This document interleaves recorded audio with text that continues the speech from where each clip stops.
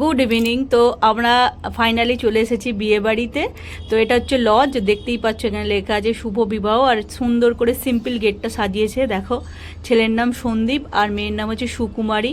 তো এটা হচ্ছে আলপনা ভবন, আমাদের বাড়ির একদম কাছেই। তো চলো এখন ভেতরে যাওয়া যাক, তারপরে তোমাদের দেখিয়ে দিচ্ছি কনেকে আর ছেলেকে, যাদের আজকে রিসেপশন, সব কিছু দেখিয়ে দেবো। আর এটা হচ্ছে অরুণ কাকু, এদের সাথে হচ্ছে আমরা ট্যুরে যাই, মানে ঘুরতে যাই।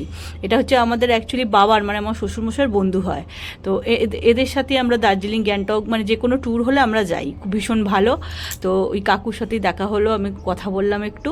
আর এখানে দেখো ঢোকার মুখেই বেশ সবুজে ঘেরা কি সুন্দর দুদিকটা গাছপালা লাগানো। তো তোমাদেরকে একটু গাছপালাগুলো ঘুরিয়ে দেখিয়ে দিই। এই যে এখানে দেখো দুদিকটাতে গাছ লাগানো। তো চলো এবারে ওপরে যাওয়া যাক, ওপরে গিয়ে তোমাদের দেখিয়ে দিচ্ছি কী কী স্টলে আছে আর কী কী মেনুতে আছে।